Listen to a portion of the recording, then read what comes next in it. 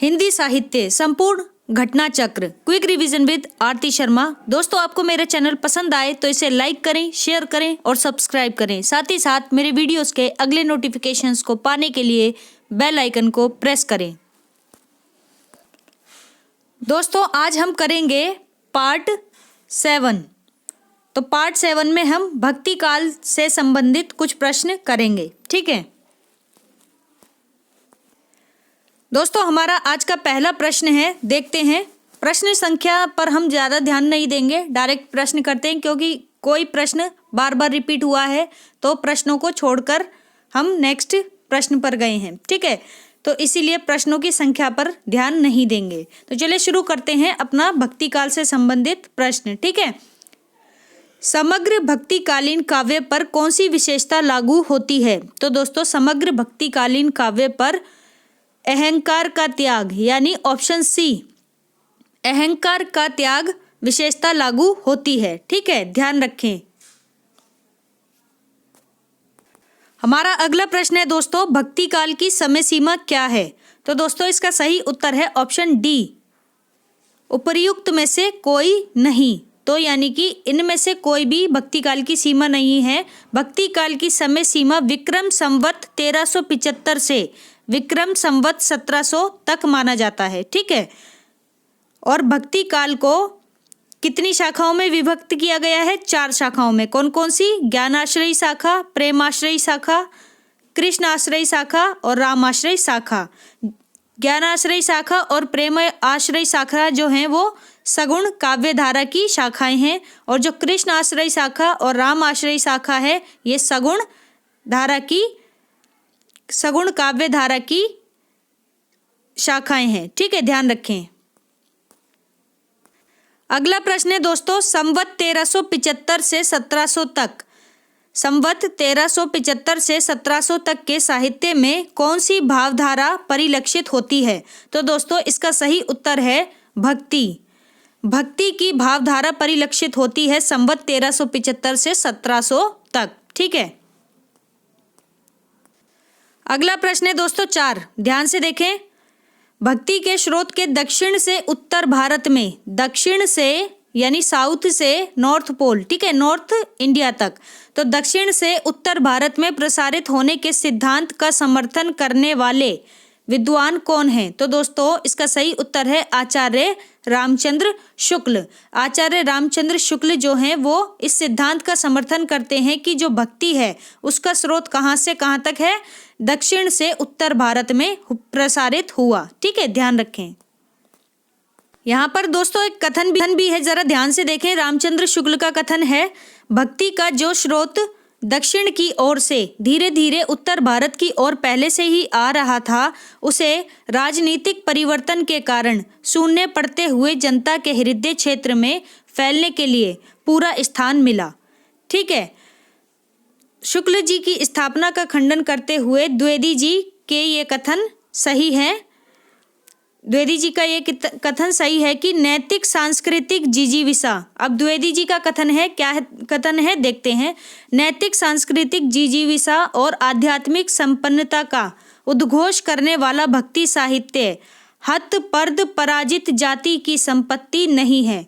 हत पर्द पराजित जाति की संपत्ति नहीं है। दोस्तों, ये किसकी पंक्ति है? हजारी प्रसाद द्विवेदी की, जिसमें उन्होंने आचार्य रामचंद्र के उपर्युक्त विचार का खंडन किया है। ठीक है, ध्यान रखना, यहाँ पे शब्द बहुत जरूरी हैं। हत पर्द पराजित जाति, हत पर्द पराजित जाति की संपत्ति नहीं है। तो ये किसके शब्द हैं? आचार्य हजारी प्रसाद द्विवेदी जी के। दोस्तों, यहाँ पर कुछ महत्वपूर्ण तथ्य हैं, जरा एक बार देख लेते हैं। Grierson, weber, Keith, Wilson, Grierson, weber, Keith, Wilson इत्यादि विदेशी विद्वानों का मत है कि भक्ति के उद्गम में ईसाइयों का प्रभाव है।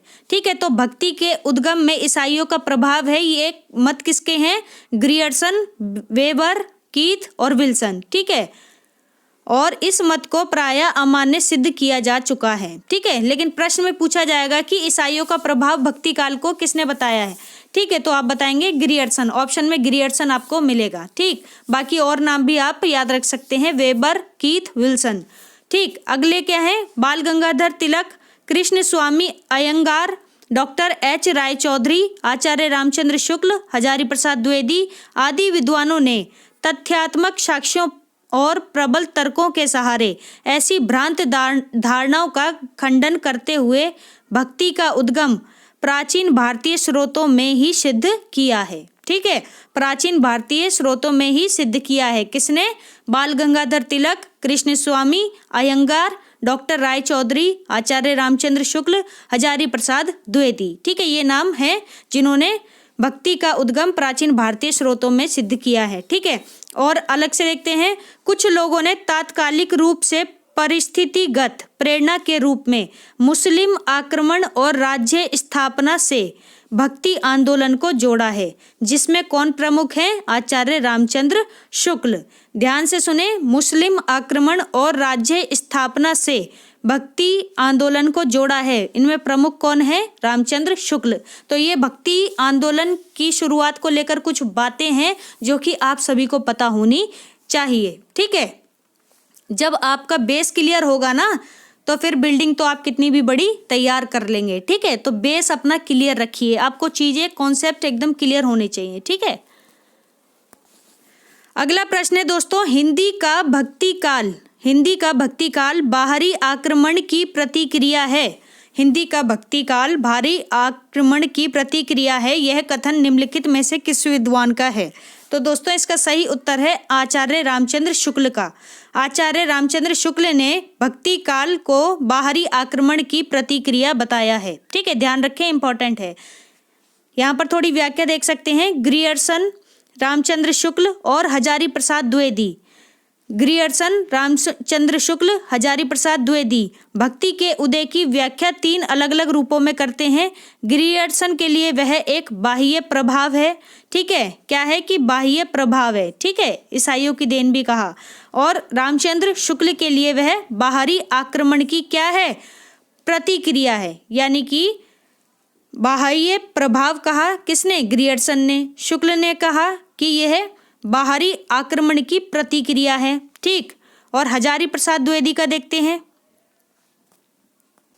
और हजारी प्रसाद द्विवेदी ने इसे महज भारतीय परंपरा का अपना स्वतः स्फूर्त विकास माना है। ठीक है, यानी कि ये तो अपने आप ही, अगर वो कहते हैं कि एक कोटेशन भी है हजारी प्रसाद द्विवेदी की कि अगर ईसाई धर्म ना भी आया होता और अगर आक्रमण ना भी हुए होते तो भारत का भक्तिकालीन साहित्य 16 आना वैसा ही होता जैसा कि वह है। ठीक है, तो ये किसका है? हजारी प्रसाद द्विवेदी का कथन है। ठीक है, उन्होंने कहा कि वह स्वतः स्फूर्त विकास है। ठीक, ध्यान रखें। अगला प्रश्न है दोस्तों 6। ठीक है, प्रश्न संख्या तो देखनी ही नहीं है। खैर, रामानुज आचार्य ने किस दर्शन का प्रतिपादन किया? मोस्ट इंपॉर्टेंट क्वेश्चंस दोस्तों। ठीक है, ध्यान रखें, रामानुज आचार्य ने किस दर्शन का प्रतिपादन किया? तो दोस्तों ऑप्शन सी, विशिष्टाद्वैतवाद। विशिष्टाद्वैतवाद का प्रतिपादन किया किसने? रामानुज आचार्य ने। ठीक है, अगला प्रश्न है दोस्तों, आलवार वैष्णवों की संख्या कितनी है? तो आलवार वैष्णवों की संख्या है दोस्तों ऑप्शन डी, 12। कितने आलवार वैष्णव संत हुए हैं? तो दोस्तों 12। ठीक है, आलवार वैष्णव कितने हुए हैं? 12, ध्यान रखें। अगला प्रश्न है दोस्तों, रामानंद डैश की शिष्य परंपरा में आते हैं। तो रामानंद किसकी शिष्य परंपरा में आते हैं? इसका सही उत्तर है रामानुज आचार्य।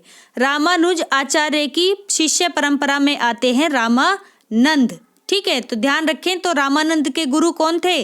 रामानुज आचार्य। ठीक है, अगला प्रश्न है दोस्तों, निम्नलिखित में से कौन रामानंद की शिष्य परंपरा में नहीं है? नेगेटिव वाला प्रश्न है दोस्तों, थोड़ा ध्यान से देखें। निम्नलिखित में से कौन रामानंद की शिष्य परंपरा में नहीं है? तो दोस्तों ऑप्शन सी, मलूक दास रामानंद की शिष्य परंपरा में नहीं है। बाकी कबीरदास, नरहरिदास, रैदास ये रामानंद की शिष्य परंपरा में हैं। ठीक है, देखते हैं कि इनके प्रमुख 12 शिष्य कौन थे। तो रामानंद के कितने शिष्य थे? 12 थे। ठीक है, कौन कौन? और ये 12 शिष्य और किस नाम से जाने जाते हैं? तो द्वादश महाभागवत के नाम से भी जाने जाते हैं रामानंद के 12 शिष्य, द्वादश भागवत। ठीक है, ध्यान रखें। और कौन थे वे शिष्य? देखते हैं। अनंतानंद, सुखानंद, योगानंद, सुरसुरानंद, गालवानंद, नरहरियानंद को भी बोल सकते हैं इसको, नरहरिनंद को, भावानंद, कबीरदास, पीपा, रैदास, धन्ना, जाट, सेन, भक्त आदि। ठीक है, ध्यान रखें। फिर से सुन लें। अनंतानंद, सुखानंद, योगानंद, सुरसुरानंद, गालवानंद, नरहरिनंद, भावानंद, कबीरदास, पीपा, रैदास, धन्ना, जाट, सेन, भक्त आदि। ठीक है, अगला प्रश्न है, ध्यान से देखें। निम्नलिखित में से कौन स्वामी रामानंद का शिष्य नहीं है? तो दोस्तों रामानंद का शिष्य नहीं है कौन? Option C, Narhariyanand. ठीक है, नरहरियानंद जो है वो रामानंद के शिष्य नहीं है। ठीक है, नरहरिनंद है, नरहरियानंद नहीं है। ठीक है, ध्यान रखना, अलग अलग हैं ये दोनों पर्सन। बाकी अनंतानंद, सुखानंद और रैदास, ठीक है, ये सभी जो है रामानंद के शिष्य हैं। ठीक है, अगला प्रश्न है दोस्तों तो 12, ध्यान से देखें। भक्ति काल को हिंदी काव्य का स्वर्ण युग, भक्ति काल को हिंदी काव्य का स्वर्ण युग सर्वप्रथम किसने कहा है? तो दोस्तों याद रखें, option A, Grierson, George Grierson ने भक्ति काल को हिंदी काव्य का स्वर्ण युग सबसे पहले कहा है। ठीक है, अगला प्रश्न है दोस्तों, हिंदी के किस काल को स्वर्ण युग कहा जाता है? अभी हमने पढ़ा भक्ति काल को। ठीक है, भक्ति काल को क्या कहा जाता है? स्वर्ण युग कहा जाता है। और किसने सबसे पहले कहा है? जॉर्ज ग्रियर्सन ने कहा है। क्या वजह है कि इसको स्वर्ण युग कहते हैं? तो इसमें महान कवियों का जन्म हुआ, ठीक है, जिन्होंने हिंदी साहित्य को एक गौरवशाली स्वरूप प्रदान किया। ठीक है, ये कवि भक्त थे, ध्यान रखना, ये कवि क्या थे? भक्त थे। ठीक है, तो इनके भक्ति काव्य में जीवनदायिनी शक्ति के साथ साथ काव्यात्मकता और सौंदर्य का भी चित्रण है। ठीक, अगला प्रश्न है दोस्तों 14, जरा ध्यान से देखें। भक्ति काल का नाम पूर्व मध्य काल किस आचार्य ने दिया है? तो दोस्तों ऑप्शन ए, डॉक्टर नगेंद्र ने भक्ति काल का नाम पूर्व मध्य काल दिया है। आप चाहें तो यहाँ पर व्याख्या देख सकते हैं। डॉक्टर नगेंद्र द्वारा संपादित इतिहास, और ध्यान रखना इन्होंने इतिहास ग्रंथ की रचना नहीं की है, उस हिंदी साहित्य के इतिहास का संपादन किया है डॉक्टर नगेंद्र ने। ठीक है, ध्यान रखें। काल विभाजन का क्रम किस प्रकार किया है? तो इन्होंने काल विभाजन का क्रम देखते हैं, आदिकाल और दूसरा मध्यकाल, सीधा किया है आदिकाल और मध्यकाल, और तीसरा किया है आधुनिक काल। ठीक है, ध्यान रखें। और मध्यकाल को इन्होंने पूर्व मध्यकाल और भक्ति काल, ठीक है, भक्ति काल यानी पूर्व मध्यकाल को इन्होंने मतलब जो मध्यकाल है उसके 2 पार्ट किए, एक का पार्ट एक का में इन्होंने भक्ति काल रखा। ठीक है, भक्ति काल को इन्होंने क्या कहा? पूर्व मध्यकाल, और ख भाग में इन्होंने रीतिकाल रखा, जिसमें उन्होंने उत्तर मध्यकाल कहा है। रीतिकाल को क्या कहा? उत्तर मध्यकाल। वहीं इन्होंने आधुनिक काल के 4 पार्ट किए, तो 4 में से क ख ग घ, तो का पार्ट क्या था? पुनर्जागरण काल, जिसे हम भारतेंदु युग के नाम से जानते हैं। दूसरा इन्होंने जागरण सुधार काल, जिसे हम द्विवेदी युग के नाम से जानते हैं। तीसरा था छायावाद युग, ठीक है, और चौथा था छायावादोत्तर युग। तो इस तरह से दोस्तों इन्होंने भक्ति काल को पूर्व मध्य काल, रीति काल को उत्तर मध्य काल, और भारतेंदु युग को पुनर्जागरण काल, और द्विवेदी युग को जागरण सुधार काल, और छायावाद को छायावाद युग ही कहा, और छायावादोत्तर युग कहा। तो इस तरह से इन्होंने आदिकाल, मध्यकाल और आधुनिक काल का विभाजन किया है। ठीक है, अगला प्रश्न है दोस्तों, ध्यान से देखें। नाभादास कृत भक्तमाल की भाषा क्या है? तो दोस्तों नाभादास कृत भक्तमाल की भाषा है बी, ब्रज भाषा। क्या है? ब्रज भाषा। ठीक है, ध्यान रखें, नाभादास की रचना है भक्तमाल। ठीक है, और ये ब्रज भाषा में है। यहाँ भक्तमाल के संदर्भ में दोस्तों कुछ महत्वपूर्ण तथ्य हैं, देखते हैं। इनका प्रसिद्ध ग्रंथ यानी नाभादास की जो रचना भक्तमाल है वो संवत 1642 के बाद लिखा गया, 1642 के बाद लिखा गया, और संवत 1769 में प्रियादास जी ने उसकी टीका लिखी। ठीक है, 1642 के बाद लिखा गया पहली बात, और दूसरी बात 1769 में। ठीक है, ध्यान रखो पूरी 1 शताब्दी का अंतर आ रहा है। ठीक है, में प्रियादास ने क्या किया, उसकी टीका लिखी। बस इतनी बात है जो कि आप याद रखेंगे। ठीक है, और इसमें क्या है कि राम और सीता के क्या है 8 पहरों का वर्णन है। ठीक है, दाम्पत्य जीवन का कुछ इस तरह से है ये। और नाभादास के गुरु कौन थे? नाभादास के गुरु थे अग्रदास। ठीक है, ध्यान रखें, अग्रदास। कौन? अग्रदास। ठीक है, और ये तुलसीदास के समकालीन थे नाभादास। प्रश्न संख्या देखते हैं 17। नाभादास द्वारा लिखित अष्टयाम, नाभादास की रचना है दोस्तों अष्टयाम, ये किस भाषा में है?